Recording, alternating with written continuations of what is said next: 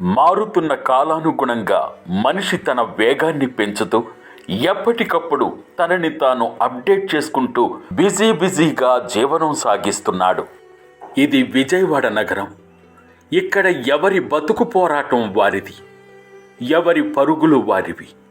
ఇక్కడ మీరు చూస్తున్న ఇతని పేరు నాగరాజు. ఇతనిది విజయవాడ వాంబే కాలనీ. పుట్టుకతో అంగవైకల్యం ఉన్నప్పటికీ ఏ రోజు జీవితంలో రాజీ పడలేదు. ఇతనికి భార్య, 2 పిల్లలున్నారు. భర్త శ్రమకి భార్య కూడా 4 ఇళ్లల్లో పనిచేసి 2 ఆడపిల్లల కోసం 4 కాసులు పోగు చేసుకున్నారు.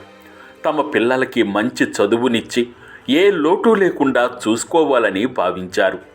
వీరి జీవితంలో విధి ఆట మొదలయ్యింది. భార్యకి తీవ్ర అనారోగ్యం సోకి ప్రాణం మీదకొచ్చింది. దీంతో వైద్యులు ఆమెకు 1 కిడ్నీ తొలగించడంతో ప్రస్తుతం మంచానికే పరిమితమయ్యింది. ఆమె వైద్యానికి దాచుకున్న సొమ్ము మొత్తం ఖర్చు పెట్టేశారు. ఇక నాగరాజుకు కూడా ఆరోగ్య సమస్యలు మొదలయ్యాయి. ఇలా వీరి జీవితం నలుగుతోంది. 2 ఆడపిల్లలను కంటికి రెప్పలా చూసుకుంటున్న నాగరాజుకి తన వికలాంగ పెన్షన్తో ఇల్లు గడుస్తోంది. నాకు 2 ఆడపిల్లలు. నాకు, నా భార్యకు ఆరోగ్యపరంగా చాలా ఇబ్బందిగా ఉంది. మా ఇద్దరిలో ఎవరో ఎప్పుడు ఎలా పోతామో మాకే తెలియదు.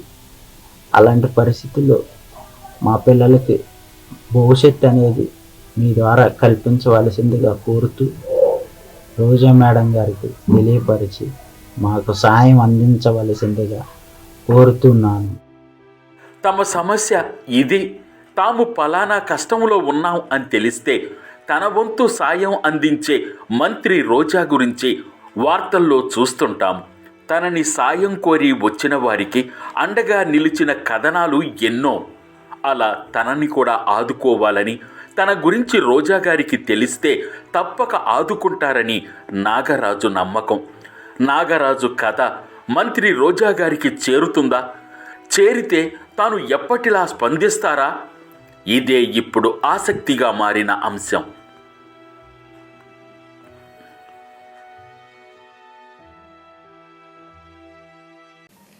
నిజంగా ఈరోజు చాలా హ్యాపీగా అనిపిస్తుంది.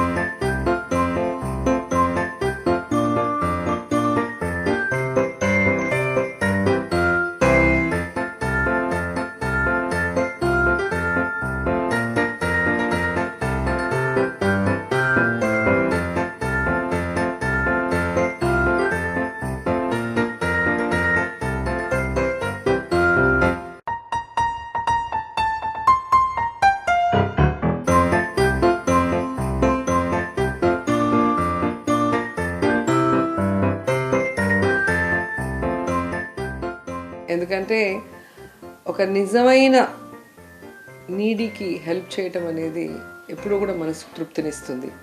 ప్రతి సంవత్సరం జగనన్న పుట్టినరోజు నాకు చాలా స్పెషల్. సో ఆ రోజు ఏదో ఒక పేద కుటుంబం జగనన్న కోసం, జగనన్నని ప్రేమిస్తున్న కుటుంబం బాగుండాలి అన్న ఆశతో, వారి ఆశీస్సులు జగనన్నకి ఎప్పుడూ ఉండాలన్న ఆకాంక్షతో నేను వెతికి పట్టుకొని వారికి హెల్ప్ చేయాలనుకుంటాను. సో అలా గతంలో మీరు చూస్తే పుష్ప అనే అమ్మాయిని దత్తత తీసుకొని మెడిసిన్ చదివిస్తున్నాను. ఆ తర్వాత మీరాసాబ్ పాలెం అనే గ్రామాన్ని దత్తత తీసుకొని ఆ గ్రామంలో కావాల్సిన అన్ని వసతులు కూడా ఏర్పాటు చేయడం జరుగుతుంది. అలాగే ఈసారి నాగరాజు అనే కుటుంబం, నిజంగా అతని కథ నన్ను చాలా కదిలించింది. నాకు ఒక జర్నలిస్ట్ మోహన్ అనే వ్యక్తి నా మీద చాలా నమ్మకంతో నాకు ఆ వీడియో షేర్ చేసి ట్యాగ్ చేయడం జరిగింది.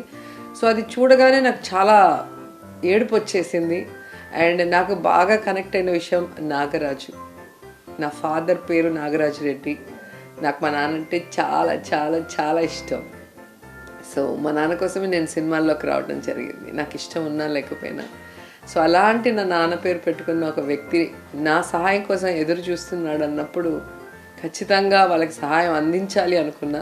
కానీ దేవుడు చూసారా, నాకు ఈరోజే ఇక్కడ సీఎం గారితో మీటింగ్ ఉండే అవకాశం రావటం, దానికి నేను వచ్చి నా పిఏ వెళ్ళవలసిన ప్లేస్లో నేనే నేరుగా వెళ్ళి ఆ కుటుంబాన్ని నా కళ్ళారా చూసి వారి బాధలో వారి బాధ్యతని నేను తీసుకోవాలని చెప్పి డిసైడ్ చేసుకున్నా.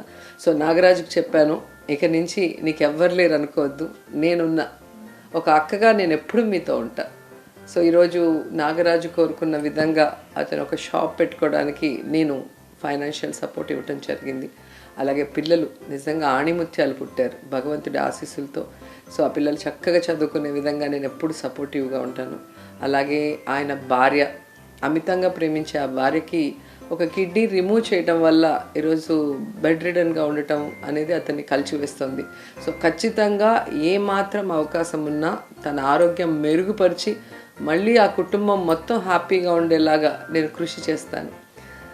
నేను ఎప్పుడూ చెప్తుంటాను, మనకి ఇష్టమైన వాళ్ళ పుట్టినరోజుకి బొకేలు ఇస్తే వాడిపోతాయి, శాలువలు ఇస్తే మూలన పడిపోతాయి, కానీ ఎవరికైనా భవిష్యత్తు ఇస్తే అది జీవితాంతం అలా పెరుగుతూ ఉంటుంది, ఒక చెట్టు పెరిగినట్టుగా. ఆ చెట్టు ఎలా అయితే అందరికీ నీడనిస్తుందో, ఏమంటారు, ఆ హెల్ప్ పొందిన వాళ్ళు జీవితంలో అది మర్చిపోరు. సో జగనన్నకి వారి బ్లెస్సింగ్స్ ఎప్పుడూ ఉంటాయి. ప్లస్ వాళ్ళు ఇది ఇన్స్పిరేషన్గా తీసుకొని వాళ్ళ వల్ల అయినా 10 మందికి హెల్ప్ చేస్తారు. కాబట్టి నేను ఎప్పుడూ చెప్తాను, మీరు బొకేలు ఇవ్వటమో లేదా కేకులు కట్ చేయటమో చేయండి, నో ప్రాబ్లం, కానీ కష్టంలో ఉన్న వాడికి చేయూతనివ్వండి, అదే నిజమైన సంతోషం. అందుకే అంటాను, విలువైన బహుమతుల కన్నా విలువతో కూడిన బహుమతినివ్వండి, అదే జగనన్నకి శ్రీరామ రక్ష. Happy birthday Jagananna.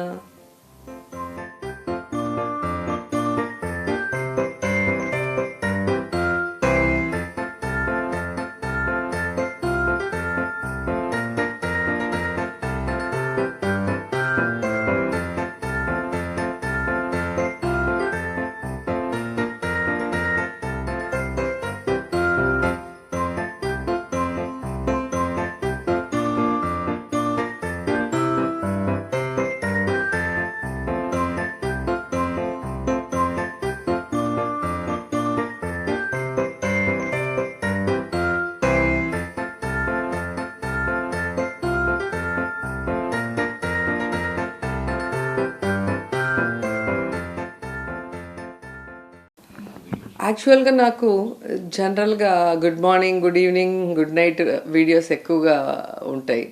ఆ తర్వాత నన్ను వ్యతిరేకించే వాళ్ళు, జలసీతో నన్ను తిట్టే వాళ్ళు చాలామంది ఉంటారు ఈ మధ్యకాలంలో, ప్రతిపక్ష పార్టీలు. సో వాళ్ళ వీడియోస్ అవన్నీ చూడటం జరుగుతుంది. సో వాటి మధ్యలో అప్పుడప్పుడు రేర్గా ఇలాంటివి వస్తూ ఉంటాయి. గతంలో కూడా చిన్న చిన్న పిల్లలకి లివర్ ఆపరేషన్స్ ఇలాగే చేయించడం జరిగింది. ఎలాగంటే నాకు వచ్చిన వీడియో ఎవరి ద్వారానో ట్యాగ్ చేస్తారు, అది నేను మా పిఎల్ని పంపించి ఎవరికీ తెలియకుండా అది జెన్యూనా కాదా అని చెప్పి వెరిఫై చేసుకుంటాను. ఎందుకంటే అపాత్ర దానం కూడా నష్టం. సో మనం చేసే ఏ సహాయం అయినా కూడా ఒకరికి మంచి జరగాలి, దానివల్ల చెడు జరగకూడదు. ఎందుకంటే ఆ మేడంకి ఏం తెలీదు, ఏదో పెట్టేస్తే ఇచ్చేస్తుందిలే అనేసి ప్రతి ఒక్కడు కూడా మనల్ని మోసం చేసి మన దగ్గర సాయం పొందాలనుకుంటే అది నా దగ్గర జరగదు. సో పిల్లలు కాలేజెస్లో చేరాలన్నా, మొన్న మధ్య తెలంగాణలో ఒక ముస్లిం అబ్బాయి, సో ర్యాంక్ వచ్చింది, మెడికల్ సీట్ వచ్చింది, కానీ ఫీజు కూడా కట్టలేని పరిస్థితిలో నాకెవరో ఒక లీడర్ ట్యాగ్ చేశారు, అమ్మ కొంచెం హెల్ప్ చేయవా, నేను ఎక్కడో చూశాను అని చెప్పి అమెరికా నుంచి పంపించారు. అంటే ఆ నమ్మకం నా మీద ఎందుకు వాళ్ళకి వచ్చిందో తెలియదు. అంటే డే బై డే నేను చేసే హెల్ప్ వల్లేమో నాకు తెలీదు. కానీ వాళ్ళు నా మీద పెట్టుకున్న నమ్మకాన్ని వమ్ము చేయకుండా తెలంగాణకి మా పిఎన్ పంపించి అక్కడ అంతా వెరిఫై చేస్తే ఆ అబ్బాయి చాలా బాగా చదువుకునే అబ్బాయి. ఇప్పుడు కూడా మరి ర్యాంక్ వచ్చినా ఫీజు కట్టలేక ఆగిపోవాలో జాయిన్ అవ్వాలో తెలియకపోతే ఆ అబ్బాయికి కూడా ఈ మధ్యలోనే ఫస్ట్ ఇయర్ చదువుతున్నారు. మొన్ననే కలిశాను. అసలు ఎంత ఎక్సైట్ అయిపోయారు అంటే, చాలామంది ఉంటారు డబ్బున్న వాళ్ళు, వాళ్ళకి డబ్బు ఉంటుంది కానీ ఆ పిల్లలు చదువుకోండ్రా అంటే చదువుకోరు. అలాంటి వాళ్ళల్లో ఇలా చదువుకోవాలన్న ఆశ ఉన్నా డబ్బు లేకపోవటం వల్ల చాలామంది మిస్ అవుతూ ఉంటారు. సో అలా ఏది నాకు వచ్చినా కూడా నేను చేయటమే కాకుండా అందరినీ నేను కోరుకునేది అదే, మీ వల్ల అయింది. కొందరు పెద్ద సాయం చేయొచ్చు, కొందరు చిన్న సాయం చేయొచ్చు. సాయం అనేది ఎవరికైనా మన వల్ల అయితే చేయండి, అదే మంచిది. ఎందుకంటే నిజమైన విజయం ఏది అంటే, మనకి కడుపు నిండా తినే అవకాశం ఉన్నప్పుడు తిని కొంచెం వేరే వాళ్ళకి కూడా పెట్టడమే నిజమైన విజయం అండ్ నిజమైన సంతోషం. అంతేగాని కోట్లు ఆస్తి లేదా పెద్ద పెద్ద బిల్డింగ్స్ లేదా కాస్ట్లీ కార్లు ఉంటేనే అది మా సంతోషము, అదే విజయం అనుకుంటే అది కాదు. సో ఈరోజైతే నాకు చాలా చాలా హ్యాపీగా అయింది. ఎందుకంటే ఒక వికలాంగుడిగా ఉండి కూడా నాగరాజు ఆ భార్య మీద ఆ పిల్లల మీద ప్రేమతో 24 hours కష్టమైనా నేను పడగలను, వాళ్ళు హ్యాపీగా ఉంటే చాలు అనుకున్నప్పుడు అలాంటి వ్యక్తికి మనమంతా ఎంత సపోర్టివ్గా ఉండాలి. సో నేనైతే ఒక అక్కగా ఈ రోజు నుంచి ఆయనకు సపోర్టివ్గా ఉంటాను. అలాగే జగనన్నని కలవాలన్న ఆయన కోరికను కూడా త్వరలో నెరవేరుస్తాను. అండ్ జగనన్నతో ఆ కుటుంబానికి మరిన్ని బ్లెస్సింగ్స్ ఇప్పిస్తాను. నార్మల్గా మనం ఎవరనేది తెలియకుండా ఆ కుటుంబాన్ని రీచ్ అయ్యి మన ఫేస్ రివీల్ చేసినప్పుడు వాళ్ళ రియల్ హ్యాపీనెస్ చూడాలని నాకు ఇష్టం.